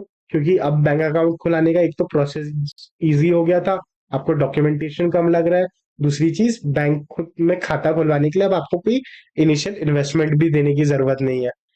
और जैसे ही उस पे आप यूपीआई एड ऑन होता है, तो यूपीआई ट्रांजैक्शन के लिए आपको कोई एक्स्ट्रा चार्ज नहीं पे करना पड़ रहा है। तो इसलिए आप देखेंगे कि आपके आसपास में जो छोटे फ्रूट या वेजिटेबल वेंडर्स है, जो लोग शायद स्मार्टफोन भी यूज नहीं करते हो, जो अभी भी एक वो डायल पैड वाला फोन यूज कर रहे हैं, उनके पास भी क्यूआर स्टिकर्स होते हैं और एक छोटा सा बॉक्स होगा पेटीएम या भारत पे या किसी और कंपनी का, जिसके थ्रू वो पेमेंट्स एक्सेप्ट कर रहे हैं, इवन इन स्मॉलर विलेजेस। तो इस तरीके से कि किस तरीके से हमारा रिसर्च या एजुकेशन में जो हम इनोवेशन में पैसा डालते हैं, वो कहीं ना कहीं नई टेक्नोलॉजीज डेवलप करता है, जो घूम फिर के इकोनॉमिक ग्रोथ को हेल्प कर देती है। फिर हम बात कर रहे हैं human capital versus human development की, कि हमने दो टर्म्स पढ़े। एक है ह्यूमन कैपिटल, दूसरा है ह्यूमन डेवलपमेंट। अब ये टर्म्स हमें काफी इंटरचेंजेबल लग रहा है, कि एक की जगह मैं दूसरा टर्म यूज कर लेता हूँ, लेकिन इन दोनों में थोड़ा सा अंतर है। पहला है human capital. Human capital formation का जो प्राइमरी गोल है वो प्रोडक्टिविटी बढ़ाना है। कि मैं चाहता हूँ कि मैं हेल्थ में इन्वेस्ट करूँ, मैं एजुकेशन में इन्वेस्ट करूँ। क्यों? ताकि ये व्यक्ति आगे जाके ज्यादा बेटर एम्प्लॉयमेंट अपॉर्चुनिटीज ले पाए और ज्यादा पैसा कमा पाए और इकोनॉमी को बूम होने में हेल्प करे। वर्सेस ह्यूमन डेवलपमेंट का आउटपुट या आउटलुक अलग है। ह्यूमन डेवलपमेंट का गोल है to improve overall quality of life. कि ह्यूमन कैपिटल फॉर्मेशन ये कहता है कि मैं तुम्हारी एजुकेशन में तभी खर्चा करूंगा जब मुझे पता है इसका रिटर्न होगा, कि ऑन फ्यूचर तुम ज्यादा पैसे कमाओगे। वर्सेस ह्यूमन डेवलपमेंट ये कहता है कि मैं तुम्हारी एजुकेशन में खर्चा करूंगा इरिस्पेक्टिव ऑफ द फैक्ट कि तुम पैसे कमाओ या ना कमाओ, कि तुम्हारी प्रोडक्टिविटी बढ़े या ना बढ़े, उस आरओआई से मुझे मतलब नहीं है। मुझे ओवरऑल डेवलपमेंट चाहिए, कि मुझे इमिडिएट रिटर्न्स नहीं चाहिए। मैं चाहता हूँ ओवरऑल तुम्हारी क्वालिटी ऑफ लाइफ बेटर हो, ओवरऑल तुम्हारे पास अपॉर्चुनिटीज ज्यादा बेटर आए। उसी चीज को मैं नाम देता हूँ ह्यूमन डेवलपमेंट का। तो हम ये समझ चुके हैं कि ह्यूमन कैपिटल एक नैरो स्कोप है या नैरो कॉन्सेप्ट है, वर्सेस ह्यूमन डेवलपमेंट एक लार्जर कॉन्सेप्ट है। तो उसी चीज को हम पढ़ना शुरू कर रहे हैं, कि दो सिमिलर टर्म्स है जो एक जैसे लगते हैं। जिसमें से पहला ह्यूमन कैपिटल, जो फोकस करता है इंक्रीजिंग द लेबर प्रोडक्टिविटी। वहीं पे ह्यूमन डेवलपमेंट एक आइडिया है कि हेल्थ और एजुकेशन में एक इंटीग्रल पार्ट है एक ह्यूमन बीइंग के वेलबीइंग का, या एक overall quality of life improve करने का। तो रिस्पेक्टिव ऑफ एनी आरओआई उसमें स्पेंड करना चाहिए। क्यों? क्योंकि उसके कारण आप बेटर चॉइसेस ले पाएंगे। As a result you will have better wage for providing for yourself. आपके पास ज्यादा अपॉर्चुनिटीज रहेगी फ्यूचर में, आप ज्यादा प्रोडक्टिव रह पाएंगे। हमने बात की कि ह्यूमन कैपिटल फॉर्मेशन बात करता है अबाउट इंक्रीजिंग दी प्रोडक्टिविटी, कि मुझे रिटर्न्स चाहिए इसलिए मैं ह्यूमन कैपिटल फॉर्म कर रहा हूँ। वहीं पे ह्यूमन डेवलपमेंट बात करता है about increasing the overall experience of life, की भैया आपके पास चॉइसेस बेटर हो, आप ज्यादा वेल इन्फॉर्म्ड रहो, इसलिए मैं आपके एजुकेशन में और हेल्थ में खर्चा करूंगा। फिर यहाँ पे दिया गया है कि human beings are the ends in themselves, कि human welfare should be increased through investment in education and health, even if the investment does not result in higher labor productivity। अब इसी का यहाँ पे एक एग्जांपल दिया गया है कि हर स्टूडेंट को बेसिक एजुकेशन तो मिले, इसलिए हमने इंडिया में राइट टू एजुकेशन को एज अ फंडामेंटल राइट भी इंट्रोड्यूस किया है, और राइट टू एजुकेशन एक्ट 2009 भी लाया है, जिसके चलते हर बच्चे को जो 6 से 14 ईयर्स ऑफ एज का है, उसे फ्री ऑफ कॉस्ट गवर्नमेंट अपने स्कूल्स में एजुकेशन देती है, अगर आप प्राइवेट स्कूल्स में दाखिला नहीं ले पाते हैं तो। वहीं पे हेल्थ केयर के लिए गवर्नमेंट ने आयुष्मान कार्ड लाया है, जिसमें एक सर्टेन अमाउंट के मेडिकल ट्रीटमेंट के लिए गवर्नमेंट खुद स्पॉन्सर करती है उस ट्रीटमेंट को, कि आप किसी भी गवर्नमेंट हॉस्पिटल में जाए और फ्री ऑफ कॉस्ट अपना इलाज कर पाए। और कुछ कुछ प्राइवेट हॉस्पिटल्स में भी अगर आप जाते हैं जो आयुष्मान कार्ड को एक्सेप्ट करते हैं, तो वहां पे भी गवर्नमेंट आपके हेल्थ केयर पे खर्चा कर रही है। फिर हम देख रहे हैं state of human capital formation in India, कि इंडिया में ओवरऑल क्या असर है ह्यूमन कैपिटल फॉर्मेशन का। पहला कि जैसे हम जानते हैं कि इंडिया में अलग 3 स्टेजेस पे गवर्नमेंट होती है। एक सेंट्रल लेवल पे, एक स्टेट लेवल पे और एक लोकल बॉडी पे। तो ये 3 टियर स्ट्रक्चर और उनका हेल्थ पे क्या इम्पैक्ट रहा है, ये सब कुछ हम बात करेंगे इन चैप्टर 8। बट यहाँ पे हम ओवरऑल बात करने की कोशिश करेंगे कि एट अ सेंट्रल लेवल की कहाँ क्या कैसे चीजें फंक्शन कर रही है। ह्यूमन कैपिटल हमने पढ़ा है कि 5 फैक्टर से जन्म लेता है। कौन कौन से 5 factor? Expenditure on health and education, फिर information, migration and on job training. तो इसी पे हम बात कर रहे हैं कि education and health care services create both private and social benefit, जो हम पढ़ चुके हैं। Existence of both private and public institution in education and health care service market is essential, कि आपके पास अभी दोनों है। आप चाहे तो आप एक प्राइवेट स्कूल में भी पढ़ सकते हैं, आप एक गवर्नमेंट स्कूल में भी पढ़ सकते हैं। आप एक, अगर आपके पास पैसे हैं तो आप एक well to do private clinic में भी अपना ट्रीटमेंट करा सकते हैं। वहीं अगर आपके पास उतनी ज्यादा इनकम नहीं है तो आप किसी गवर्नमेंट हॉस्पिटल में भी एक बहुत ही नॉमिनल अमाउंट पे या फ्री ऑफ कॉस्ट भी अपना हेल्थ केयर या चेकअप्स करा सकते हैं। वहीं पे expenditure on education and health care, ये दोनों ऐसी चीजें हैं जिनका इन्वेस्टमेंट तो अभी है, लेकिन इनका असर हमें एक लंबे टाइम पे देखने को मिलता है। And they can not be easily reverse, कि एक बार आपने किसी को एजुकेट कर दिया और आपने उसकी सोचने की क्षमता बढ़ा दी, आपने उसे नेसेसरी स्किल सेट दे दिया, तो वो चीज वो आदमी इतनी आसानी से भूलता नहीं है। यानी कि वो चीज उतनी इजीली रिवर्सेबल नहीं है। अब हम बात कर रहे हैं कि the services are not provided, कि अगर प्राइवेट सेक्टर ये सर्विसेज नहीं प्रोवाइड करता है तो ये सर्विसेज कौन प्रोवाइड करेगी? गवर्नमेंट। जैसे कि अगर किसी को प्राइवेट स्कूल्स की फीस देने के लिए आपके पास पैसे नहीं है, तो आपके पास अल्टरनेटिव ऑप्शन है क्या? आंगनवाड़ी की या गवर्नमेंट स्कूल्स, कि आप किसी गवर्नमेंट स्कूल के थ्रू अपनी एजुकेशन पूरी कर ले। अब यहाँ पे हम देख रहे हैं कि इसमें एक मेजर चैलेंज है कि ऑल्दो आप कह रहे हो कि आपके पास प्राइवेट इंस्टीट्यूशन भी है, गवर्नमेंट इंस्टीट्यूशन भी है, इसमें चैलेंज ये है कि मान लीजिए आपने किसी स्टूडेंट को एक स्कूल में एनरोल कराया, वहां पे द लेवल ऑफ टीचिंग और the way things should be taught to a student are not up to the mark. और उसके बाद आपको रियलाइज होता है 3-4 महीने बाद, फिर उसके बाद आप उस स्टूडेंट को शिफ्ट कर देते हो किसी दूसरे अच्छे स्कूल में। तो ऑल्दो आपने स्कूल तो शिफ्ट कर लिया है, लेकिन ये 3-4 महीने के जो लर्निंग पीरियड था जिसमें एक स्टूडेंट का माइंड डेवलप हो सकता था, आपने वो चीज लैप्स कर दी है। और हो सकता है कि उसके बेसिक चीजें जो उसे उस गिवन पीरियड में साल के शुरुआत में सीखनी थी, वो चीजों पे वो मिस आउट कर जाए, जिसके कारण उसके बेसिक कॉन्सेप्ट्स वीक रहे, जिसके कारण उसे उसकी फर्दर एकेडमिक जर्नी में दिक्कतें आए। वही चीज यहाँ पे दिया गया है कि the damage would have been done, की इवन दो आपने इंस्टीट्यूशंस चेंज कर दिए, लेकिन वो जो डैमेज होना था वो हो ही चुका है। More over the individual consumer of this services do not have complete information about the quality of services and there cost. क्या, कि जब आप स्कूलिंग कर रहे हैं तो आपको कंप्लीट अवेयरनेस नहीं है कि ये जो चीज मैं पढ़ रहा हूँ इसकी क्या फ्यूचर वायबिलिटी है, इसका मार्केट में मुझे किस तरीके से इन चीजों को अप्लाई करना है, या मुझे कौन सी फर्दर एकेडमिक्स को परस्यू करना है और उससे रिलेटेड क्या कॉस्ट होगी। नेक्स्ट इज की इन सेक्टर्स में आप देखेंगे, in this situation the provider of education and health care services acquire monopoly power and are involve in exploitation. यानी कि क्या, कि अगर आपकी पॉपुलेशन ज्यादा है और जो सर्विस प्रोवाइडर है, क्वालिटी सर्विस प्रोवाइडर्स है, वो लिमिटेड है, तो जाहिर सी बात है कि पॉपुलेशन ज्यादा है, उन्हें सर्विस प्रोवाइडर्स कम है, एज अ रिजल्ट ये सर्विस प्रोवाइडर ज्यादा प्रॉफिट चार्ज कर पाएंगे, जिसके कारण उनकी मोनोपोली बन जाएगी। जिसका एक एग्जांपल है कि जैसे आपको कोई कॉलेज या यूनिवर्सिटी में जाना है, तो आप उसका एंट्रेंस टेस्ट देते हैं। एंट्रेंस टेस्ट क्यों देते हैं?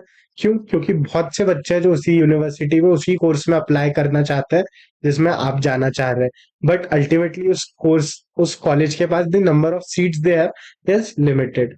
इसके कारण एक मोनोपोली की सिचुएशन क्रिएट होती है। और हमारा एम क्या है ह्यूमन कैपिटल फॉर्मेशन को पढ़ने का? हमारा एम है कि we are able to deliver quality education and quality health at affordable cost, कि आप एक रीजनेबल दाम पे एजुकेशन प्रोवाइड कर पाए, आप एक रीजनेबल दाम पे हेल्थ केयर सर्विसेज प्रोवाइड कर पाए। इसीलिए हमने कुछ बॉडीज बनाई इंडिया में, जिनका नाम है national council for education research and training, NCERT। ये क्या करती है? ये बुक्स पब्लिश करती है, ये एजुकेशनल मटेरियल डेवलप करती है जिससे बच्चों को पढ़ाया जा सके। फिर हमने लाया यूनिवर्सिटी ग्रांट कमीशन, UGC। ये क्या करता है? ये यूनिवर्सिटीज को रेगुलेट करता है, उन्हें एडमिनिस्टर करता है, उन्हें रैंकिंग्स देता है कि ये यूनिवर्सिटी की रैंकिंग ए है, इस यूनिवर्सिटी की रैंकिंग A++ है, ताकि आप डिटरमाइन कर सके कि कंपैरेटिवली किस इंस्टीट्यूशन में किस लेवल की क्वालिटी ऑफ एजुकेशन दी जा रही है। उसी के साथ हमने डेवलप किया all India council for technical education, AICTE, जो फैसिलिटेट करता है टेक्निकल एजुकेशन के लिए। साथ ही में हमारी मिनिस्ट्री ऑफ हेल्थ केयर है, जो health care related guidelines time to time लाती रहती है, हेल्थ केयर पे खर्चा करती है।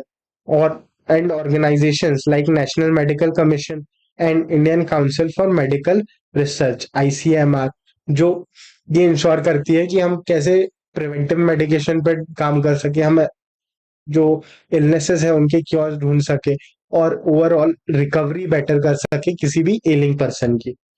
फिर है in development of countries in India, की हम देख जानते हैं कि हमारी पॉपुलेशन, पहली चीज, बहुत ज्यादा है। दूसरी चीज, ये जो बड़ी पॉपुलेशन है, इसका भी एक मेजर चंक है जो पॉवर्टी लाइन के बिलो रहता है। यानी ये basic facilities like access to clean drinking water, access to electricity, access to a good educational institution, access to a good medical service provider, ये चीजें ये अफोर्ड नहीं कर पाते हैं, जिसके कारण ये डिपेंडेंट रहते हैं गवर्नमेंट पे। तो और प्राइवेट सेक्टर इन्हें सर्व नहीं करेगा, क्यों? क्योंकि प्राइवेट सेक्टर का एक मोटिव कहीं ना कहीं प्रॉफिट कमाना, तो इसीलिए इनकी मेजर डिपेंडेंसी रहती है ऑन गवर्नमेंट। फिर यहाँ पे दिया गया है is considering as a right of citizen and government, कि इन्हीं लोगों को भी एक क्वालिटी लाइफस्टाइल देने के लिए गवर्नमेंट खर्चा करती है एजुकेशन और हेल्थ पे, जहां वो प्रोवाइड करती है free of cost services to its citizens. अब हम बात करने वाले हैं एजुकेशन सेक्टर इन इंडिया की। अब यहाँ पे हम बात करेंगे कि एजुकेशन पे इंडिया में कितना खर्चा होता है। अब इस खर्चे को हम दो तरीके से देख सकते हैं। पहला, कि ये खर्चा कितना पोर्शन है या कितना परसेंटेज है ऑफ GDP, यानी कि लोगों की इनकम का कितना खर्चा वो कर रहे हैं ऑन एजुकेशन। वहीं पे हम देख सकते हैं as a percentage of total expenditure of government budget, की जो गवर्नमेंट है, सरकार है, वो अपने बजट का कितना हिस्सा एजुकेशन पे खर्च करती है। तो हम पढ़ रहे हैं एजुकेशन सेक्टर इन इंडिया। हाँ जी, तो पढ़ना शुरू करते हैं। हमने पहले ही देखा कि हम क्या पढ़ेंगे, कि हमारा total expenditure of on education कितना है as a percentage of government's budget in education, की गवर्नमेंट कितना पैसा खुद खर्च कर रही है, और as a percentage of GDP, की लोग कितना पैसा खर्च कर रहे हैं। वही चीज यहाँ पे दी गई है, that the percentage of educational expenditure of total government is incidental to the importance of education in the scheme of things before the government, की गवर्नमेंट कितना पैसा एजुकेशन पे खर्च कर रही है, उससे हमें पता चलता है कि गवर्नमेंट इस सेक्टर पे कितना ध्यान दे रही है। The GDP expresses how much people's income is being committed to education, कि GD as a percentage of GDP से हमें पता चलता है कि लोगों की इनकम का कितना हिस्सा एजुकेशन पे जा रहा है, यानी कि जनरल पॉपुलेशन कितना ध्यान दे रही है एजुकेशन की ओर। अब इससे रिलेटेड कुछ फिगर्स है। During 1952 to 2014, education expenditure as a percentage of government expenditure has increase, कि कितने से कितना बड़ा हुआ government expenditure on education between 1952 to 2014, it has increase from 7.92 percentage to 15.7%। And as a percentage of GDP, ये growth कितनी रही? From 0.064% to 4.13%। कि हमें ये दिखेगा कि ऑल्दो हमारा एक्सपेंडिचर बढ़ा है, लेकिन ये एक्सपेंडिचर इरेगुलर रहा है, ये यूनिफॉर्म नहीं रहा है। मतलब कि ये स्ट्रेट लाइन में ऊपर नहीं गया, हो सकता है कि किसी साल खर्चा ज्यादा हो, किसी साल कम, ये अनइवन तरीके का खर्चा हुआ है। उसके बाद में हम देख रहे हैं कि elementary education takes majority of share of education expenditure, यानी कि क्या? एलिमेंट्री एजुकेशन यानी जो आपकी बेसिक स्कूलें होती है, फर्स्ट टू एट तक की। तो जो हमारा परसेंटेज हम खर्चा कर रहे हैं, उसमें से भी एक मेजर खर्चा कहाँ जा रहा है? एलिमेंट्री एजुकेशन की ओर।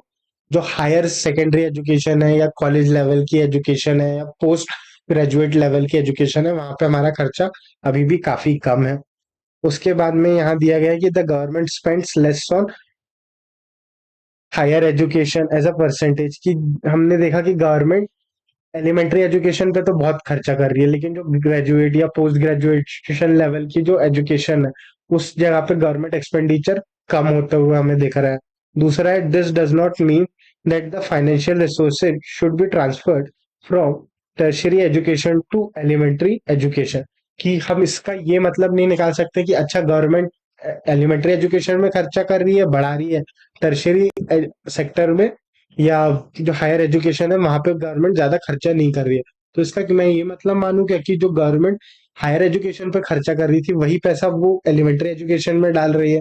तो ऐसा जरूरी होगा क्या? नहीं। इसलिए ये कह रहा है कि दिस डज नॉट मीन कि ये जो फंड्स है वो हायर एजुकेशन से एलिमेंट्री एजुकेशन की ओर आ रहे हैं। हो सकता है कि ये जो फंड गवर्नमेंट हायर एजुकेशन पे बचा रही है वो किसी और दूसरे प्रोजेक्ट्स पे खर्च कर रही हो। We need more teachers who are trained in higher educational institution. Thus, expenditure on all level of education should be increased. कि हमें पता है कि हम क्लास 8 या क्लास 10 तक की बेसिक चीजें आपको कोई भी सिखा सकता है। उसके बाद एट यूनिवर्सिटी लेवल आपको ज्यादा स्किल्ड प्रोफेशनल्स चाहिए होते हैं, ज्यादा बेटर नॉलेजेबल टीचर्स चाहिए होते हैं जो ज्यादा टेक्निकली साउंड हो, और इसीलिए हम चाह रहे हैं कि हमारा हायर एजुकेशन पे खर्चा ज्यादा हो। उसके बाद में यहाँ दिया गया कि 2014 टू 2015 में पर capital public expenditure on elementary education differs considerably across every state, that is from the highest, कि हम एलिमेंट्री एजुकेशन में हाईएस्ट खर्चा कर रहा था हिमाचल प्रदेश ऑफ रुपीज 34,651 का।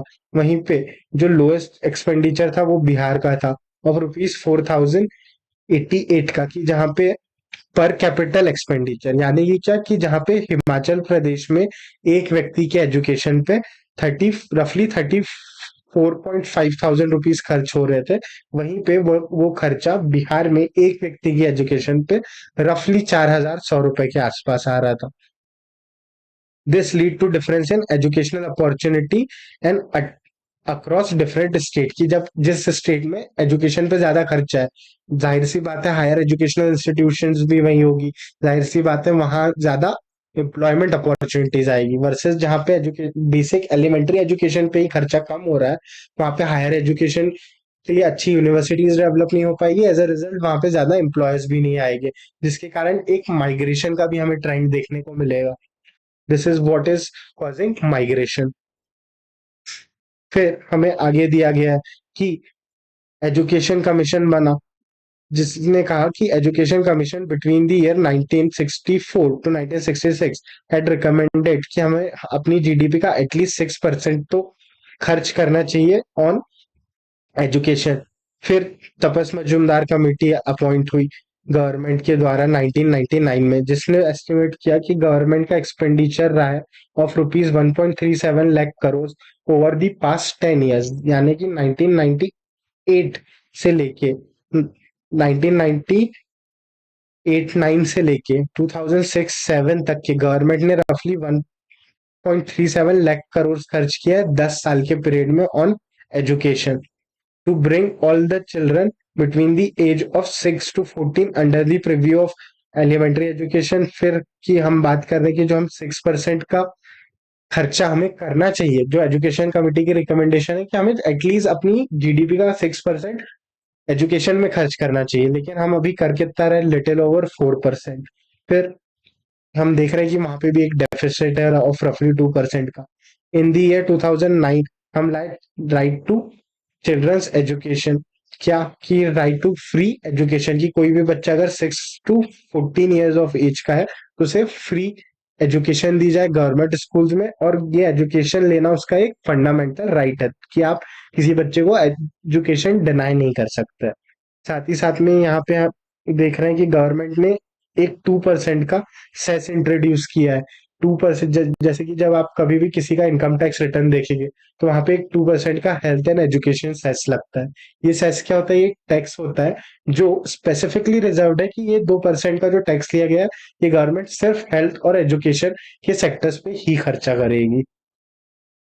उसके बाद यहाँ दिया गया है कि this fund is earmarked for spending on elementary education and promotion of higher education. वही चीज यहाँ पे दी गई है कि गवर्नमेंट के सोर्सेज ऑफ इनकम में होता है टैक्स। टैक्स में गवर्नमेंट ने एक नया तरीका का टैक्स लाया है, that is cess, which is nothing but a tax on tax.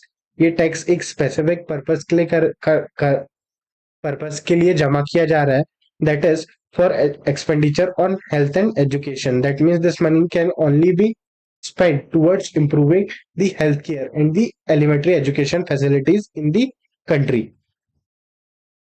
फिर यहाँ पे आपको एक इंफोग्राफिक दिया गया है जो ये दर्शा रहा है कि adult literacy rate overall improve हुआ है। प्राइमरी कंप्लीशन रेट, की प्राइमरी स्कूल जो बच्चे कंप्लीट कर रहे हैं उसका रेट भी इंप्रूव हुआ है, और यूथ लिटरेसी रेट भी इंप्रूव हुआ है, जिसमें आपको यहाँ मेल और फीमेल वाइज डिस्टिंक्शन दिखा जाएगा। तो आप देखेंगे कि कैसे हमें इसका एनालिसिस करना है। तो हम सबसे पहले स्टार्ट करते हैं विथ एडल्ट लिटरेसी रेट, कि कितने लोग हैं जो एडल्ट्स है जो ज्यादा लिटरेट है। तो इसमें हम देखेंगे कि 1990s में लोग ज्यादातर मेल लिटरेट थे, कि मेल्स को पढ़ना लिखना आता था, दैट वाज ऑफ 16.9%। वहीं पे फीमेल्स के लिए नंबर था 37.9%। वही चीज आज 2017-18 में बढ़ के हो चुकी है, फॉर मेल्स ये नंबर इंप्रूव हुआ है टू 82%। वहीं पे फॉर फीमेल्स ये नंबर ऑलमोस्ट डबल होके आ गया है एट 66% के आसपास। वहीं पे हम बात कर रहे हैं प्राइमरी कंप्लीशन रेट, कि कितने percentage of relevant age groups है जो एजुकेशन को कंप्लीट कर रहे हैं। तो ये पहले मेल्स के लिए था 78% और फीमेल्स के लिए था 61 के आसपास। वहीं पे अभी ये नंबर्स बढ़ के दोनों मेल्स और फीमेल्स के लिए एक कॉम्पिटेटिव रेट पे आ गया at 93 and 96 versus the youth literacy rate, कि यूथ में कितनी परसेंटेज ऑफ पॉपुलेशन ऐसी है जो between the age of 15 to 24 है और लिटरेट है। तो इसमें हम देखेंगे कि यहाँ पे जो मेल्स और फीमेल्स का रेशियो था इन 1990s वॉज ऑफ 76% एंड 54%, जो अब बढ़ के हो चुका है 93 एंड 90%। अब इसमें अगर आप इन लास्ट के फिगर्स को देखें तो आप देखेंगे कि यहाँ पे ओवरऑल जो सबसे ज्यादा अच्छा इंप्रूवमेंट हमें देखने को मिल रहा है, that is in the overall participation of women in education, की कहीं ना कहीं एक फीमेल परसेंटेज जो पॉपुलेशन का एजुकेशन में इंड्यूस हुआ है वो चीज बेटर हुई है। अब ऐसा करने के पीछे एक रीजन हो सकता है कि क्या, कि गवर्नमेंट नए लोन्स स्कीम्स ला रही है स्टूडेंट्स के लिए, कि स्टूडेंट्स को पैसे दिए जाए, फाइनेंशियल सपोर्ट दिया जाए, ताकि वो अपनी हायर एजुकेशन को फर्दर परस्यू कर पाए। Next is educational achievement in India, कि ओवरऑल ये जो रेट्स इंक्रीज हुए हैं, ये जो हमने डेटा भी पढ़ा, यही चीज आपको यहाँ पे नरेटिव फॉर्म में दी गई है।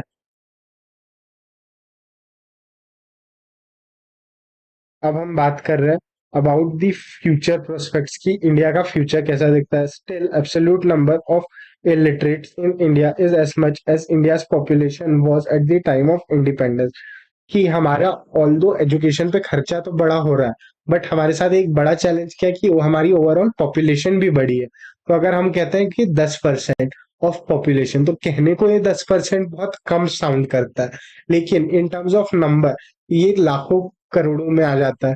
तो इवन दो हमारा, हमें सिर्फ परसेंटेज में टर्म्स में इंप्रूवमेंट दिख रहा है, बट ये जो माइन्यूट परसेंटेज हम मिस कर रहे हैं वो भी एक मेजर चंक ऑफ पॉपुलेशन को रिप्रेजेंट कर रहा है। वही चीज यहाँ पे दिखाई गई है। इसीलिए यहाँ पे कहा गया कि constitute assembly it was noted in the directive principles of constitution that the government should provide free and compulsory education to all children between the age of 14 10 years from the commencement of constitution, कि हमने constitution बनाते समय education की value को पहचाना था। इसलिए constitution के डायरेक्टिव प्रिंसिपल्स ये कह रहे थे कि कोई भी बच्चा अगर 14 साल का है तो उसके फ्री और कंपलसरी एजुकेशन कौन देगी? हमारी गवर्नमेंट देगी। फिर हमने जेंडर इक्वालिटी बेटर करने की कोशिश की है कि हमने फीमेल लिटरेसी रेट डेवलप करना चाहे। हमने फीमेल्स या सोसाइटी में फीमेल एजुकेशन की तरफ एक पॉजिटिव आउटलुक क्रिएट करने की कोशिश की है through various awareness campaigns and various reasons such as improve in economic independency and social stature of a woman। क्या कि अगर एक लड़की ज्यादा पढ़ी लिखी है तो उसके पास दो ऑप्शंस आते हैं। पहला कि उसे फाइनेंशियली किसी पे डिपेंडेंट नहीं रहना पड़ेगा, जिसके कारण पहली चीज उसकी इकोनॉमिक इंडिपेंडेंस होगी। दूसरी चीज उसका सोसाइटी में एक स्टेचर बढ़ेगा कि भाई अगर आपकी सोसाइटी में एक डॉक्टर है एंड डॉक्टर्स आर रिस्पेक्टेड, तो अगर एक मेल डॉक्टर है वो भी इक्वली रिस्पेक्ट कमांड करेगा, एक फीमेल डॉक्टर है वो भी equal amount of respect he command करेगी। क्यों? क्योंकि उनका लेवल ऑफ एजुकेशन सेम है, उनका डेजिग्नेशन सेम है। उसके बाद में हमने देखा है कि कैसे हमने ओवरऑल फर्टिलिटी रेट को फेवरेबल किया है और हेल्थ केयर ऑफ वुमेन और चिल्ड्रन में भी हमने ध्यान देना शुरू किया है। अब यहाँ पे हमारे पास हाई स्कूल एजुकेशन से रिलेटेड कुछ डेटाज है जो ये कह रहे हैं कि this indicate that lesser and lesser number of people are approaching higher education level. कि ऑल्दो प्राइमरी एजुकेशन में हमें इम्प्रूवमेंट दिख रहा है, लेकिन जब हम हायर एजुकेशन या हायर कॉलेज लेवल की एजुकेशन की बात करते हैं तो वहां पे the number of students are reducing, जिसके कारण क्या होगा? Unemployment among educated youth is eight highest as per NSSO data of the year 2011 and 2012, the rate of unemployment। अब इसी डेटा को मैंने यहाँ एक चार्ट फॉर्म में दिया है कि एनएसएसओ का डेटा जो 2011 2012 का है, जो दिखाता है कि अनएम्प्लॉयड ग्रेजुएट्स कितने हैं, उनका डिस्टिंक्शन क्या है। कि रूरल एरिया में जो मेल पॉपुलेशन है उसमें 19% ऐसे ग्रेजुएट्स है जो अनएम्प्लॉयड है। वहीं पे फीमेल्स के लिए परसेंटेज है 30%। वहीं पे अर्बन एरिया में हम देखें तो यहाँ पे मेल्स के लिए फिगर आ जाता है एट रफली 16%। वही डेटा यहाँ पे आपको नरेटिव फॉर्म में दिया गया है। और इसमें आप एक और चीज देखेंगे कि अनएम्प्लॉयमेंट का जो लेवल है वो हमें बात करते हैं in terms of educated versus uneducated people. तो हम यही चाहेंगे कि भाई जो एजुकेटेड है वहां पे अनएम्प्लॉयमेंट का रेट कम रहे, लेकिन यहाँ पे आपको ऑन एन एवरेज दिखेगा 19%, 30%, 16%। वहीं पे जो एजुकेटेड पीपल है उनके लिए ये नंबर हमें थोड़ा कम दिखता है।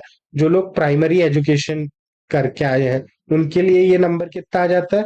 Between it ranges between 3 to 6%। यहाँ पे हम बात कर रहे हैं ग्रेजुएट्स की, तो ग्रेजुएट्स के लिए नंबर आपको on an average 15% and above ही दिख रहा है। फिर हम बात कर रहे हैं प्राइमरी एजुकेशन लोग की कि जिन लोगों ने सिर्फ प्राइमरीली एजुकेशन ही कंप्लीट किया है उन और ग्रेजुएशन नहीं किए, उनके लिए अनएम्प्लॉयमेंट रेट है 3 to 6%। तो ये क्यों हो रहा है? इसका सिंपल सा रीजन ये है कि अगर कोई इंसान प्राइमरी एजुकेशन करता है तो उसे पता है उसकी उसका स्किल सेट लिमिटेड है, उसका नॉलेज लिमिटेड है। तो उसके पास दो ऑप्शन है, या तो फर्दर एजुकेशन परस्यू करेगा या वो ऑन जॉब काम करना शुरू करेगा। अगर वो जॉब में जाता है तो वो अपनी एक्सपेक्टेशंस कम लेके जाता है कि मुझे कैसा भी काम मिले, अगर वो डिसेंट पे दे रहा है तो मैं वो कर लूंगा, या मैं थोड़े साल काम सीखूंगा या कम पे पे भी काम करूंगा, उसके बाद मैं ज्यादा स्किल्ड बन जाऊं, उसके बाद मैं ज्यादा कमांडिंग सैलरी एक्सपेक्टेशंस रखूंगा। इसलिए आप देखेंगे कि जो लोगों का सिर्फ प्राइमरी एजुकेशन है वो ज्यादातर जॉब्स एक्सेप्ट कर लेते हैं और उनके ज्यादा हायर स्टैंडर्ड्स भी नहीं रहते हैं। वर्सेस जो लोग ग्रेजुएट्स है जिनका एजुकेशन लेवल एक सर्टेन लेवल पे पहुंच गया एजुकेशन का, तो उन लोगों का हर जॉब से कुछ ना कुछ रिक्वायरमेंट या level of expectation that they have from their employers increases. जैसे कि मुझे आज ही याद है कि मैं एक न्यूज आर्टिकल देख रहा था जिसमें था कि a student refused a 10,000 rupees internship की, एक इंटर्नशिप में जहाँ पे उन्हें 10,000 रुपीज मिल रहे थे किसी अंडर ग्रेजुएट को। उन्होंने ये कह के उसे रिफ्यूज कर दिया कि क्योंकि मैं एक टियर 1 कॉलेज से पढ़ा हूँ इसलिए ये पे मुझे कम लग रहा है। ऑल्दो उन्होंने सिर्फ थ्योरेटिकल नॉलेज लिया है और अभी उन्हें प्रैक्टिकल एक्सपोजर के लिए इंटर्नशिप चाहिए। तो कहीं ना कहीं उनका लेवल ऑफ एक्सपेक्टेशन या जो लेवल ऑफ पे या level of things they are demanding from a job role have increased. As a result, they are more likely to decline a job opportunity अगर उन्हें वो चीज उस लेवल पे फिट नहीं लगती है तो। और इसी के कारण ये नंबर ऑफ अनएम्प्लॉयमेंट या रेट ऑफ अनएम्प्लॉयमेंट जो कम पढ़े लिखे लोग हैं उनमें कम देखने को मिल रहा है। और इसी के साथ हम कंक्लूड कर रहे हैं हमारा ये chapter, that is sources of human capital formation, जिसमें हमने पढ़ा कि ह्यूमन कैपिटल फॉर्मेशन क्या है। It is the stock of skill, knowledge, experience, attribute and that embodies in an individual enabling them to create economical values. फिर हमने पढ़ा कि ह्यूमन कैपिटल क्रिएट करने के लिए हमें ह्यूमन कैपिटल की जरूरत होती है, कि अच्छे टीचर्स होंगे तभी अच्छे स्टूडेंट्स होंगे। और ह्यूमन कैपिटल को आप स्टोर करके रख सकते हैं और ट्रांसफर कर सकते हैं through converting them into songs, lecture and other means. उसके बाद हमने देखा कि इसकी इम्पोर्टेंस क्या है, कि एजुकेशन की इम्पोर्टेंस है। क्यों? क्योंकि एजुकेटेड पर्सन ज्यादा इनकम कमा पाता है, उसी के साथ उसे सोशल बेनिफिट्स भी मिलते हैं, कि सोशल स्टैंडिंग अच्छी होती है, उसकी लाइफ चॉइसेस अच्छी होती है, उसे एक ज्यादा बेटर सोसाइटी में दर्जा दिया जाता है, उसे इनोवेशन करने की उसके पास कैपेबिलिटी रहती है, वो नई टेक्नोलॉजी से ज्यादा बेटर अडॉप्ट कर पाता है। फिर हमने पढ़े 5 sources of human capital formation, that was education, health care. Education ताकि आपको रिक्वायर्ड थ्योरेटिकल नॉलेज मिले, हेल्थ केयर ताकि आप काम कर सके, आपकी प्रोडक्टिविटी कंसिस्टेंट रहे, आप बीमार ना पड़े, ऑन जॉब ट्रेनिंग ताकि कि आप जो प्रैक्टिकल लाइफ की टेक्निकल चीजें हैं, निटिग्रिटीज है, वो सीख सके, रियल लाइफ स्किल्स एनहांस कर सके, नए टूल सीख सके, अपस्किल कर सके अपने आप को। फिर माइग्रेशन ताकि आप उस जगह पहुंच सके जहां पे जो आप एजुकेशन डिमांड कर रहे हैं या जो आप रिसोर्सेस चाह रहे हैं, वो या जो जॉब प्रोफाइल आपको चाहिए, उसके लिए आपको ट्रैवल करना पड़ सकता है, इसलिए हमने माइग्रेशन पढ़ा। एंड फाइनली इंफॉर्मेशन, क्यों? ताकि आप राइट डिसीजन ले पाए, कि ताकि आपको अपना इन्वेस्टमेंट, कॉस्ट और रिटर्न का जो ट्रेड ऑफ है किसी भी चीज में इन रिलेटेड टू एक्सपेंडिचर और हेल्थ, एजुकेशन, ट्रेनिंग और माइग्रेशन, वो चीज ज्यादा बेटर समझ में आए। फिर हमने देखा human capital versus physical capital formation, क्या कि ह्यूमन कैपिटल इंटेंजिबल है, फिजिकल कैपिटल टेंजिबल है। ह्यूमन कैपिटल डिके होती है लेकिन उसका रेट ऑफ डिकेइंग हम स्लो डाउन कर सकते हैं through constant education, upskilling. Versus physical capital constantly depreciate होती है। फिजिकल कैपिटल इजीली ट्रांसफरेबल है, मूवेबल है, जबकि ह्यूमन कैपिटल इतनी इजीली ट्रांसफर या मोबल नहीं रहती है। फिर हमने देखा इंडियन इकोनॉमी में कि हमने कैसे गवर्नमेंट खर्चा करती है on increasing the productivity and innovation, की कैसे गवर्नमेंट एजुकेशनल स्कीम्स ला रही है, हेल्थ केयर पे खर्चा कर रही है, राइट टू एजुकेशन के बारे में हमने बात की। फिर हमने बात की कि कैसे कोई डायरेक्ट एम्पेरिकल एविडेंस नहीं है, कि हमें पता है कि ह्यूमन कैपिटल में खर्चा करने से इकोनॉमिक ग्रोथ होगी, बट हमारे पास कोई ऐसा डायरेक्ट फिक्स्ड फॉर्मूला नहीं है इस चीज का। क्यों? क्योंकि ह्यूमन कैपिटल फॉर्मेशन एक लंबा प्रोसेस है। फिर हमने देखा ह्यूमन कैपिटल और ह्यूमन डेवलपमेंट के बीच का डिफरेंस। ह्यूमन कैपिटल कहता है कि मुझे प्रोडक्टिविटी बढ़ानी है, जहाँ पे ह्यूमन कैपिटल का फॉर्मेशन का डायरेक्ट गोल है इन इंक्रीजिंग दी प्रोडक्टिविटी, की एक टेंजेबल आउटपुट जनरेट करना। वहीं पे ह्यूमन डेवलपमेंट का गोल है ओवरऑल लाइफ एक्सपीरियंस को एनहांस करना, और प्रोडक्टिविटी इंक्रीज होना is a not a direct और the main goal for human development. और इसी के साथ में हमने एक चीज देखी कि कैसे ह्यूमन डेवलपमेंट या ह्यूमन कैपिटल फॉर्मेशन के कारण इंडिया की सॉफ्टवेयर इंडस्ट्री ग्रो हो रही है, हम एक knowledge oriented, service oriented economy बन रहे हैं 21st सेंचुरी में। फिर हमने कुछ स्टैट्स देखे, पर capital income, literacy rate, group death rate, और हमने कंपैरिजन किया between male and female education पे हमने कितना खर्चा किया उस बारे में। और इसी के साथ हम ये चैप्टर यहाँ सम अप करते हैं। अब हम अगले चैप्टर में बात करेंगे रूरल डेवलपमेंट की, कि भारत जो है वो अपने गांवों में बसता है, तो इन गांवों को ज्यादा बेहतर तरीके से हम कैसे विकसित कर सके। So this was from my side. हम ये चैप्टर यहीं कंक्लूड करते हैं। और अगर आपको ये वीडियो अच्छा लगा है तो लाइक करें, और अगर आपके पास कोई फीडबैक है या कोई कंस्ट्रक्टिव क्रिटिसिज्म है तो उसे नीचे कमेंट सेक्शन में जरूर छोड़े, ताकि हम इन वीडियोस को और इम्प्रूव कर पाए। Thank you.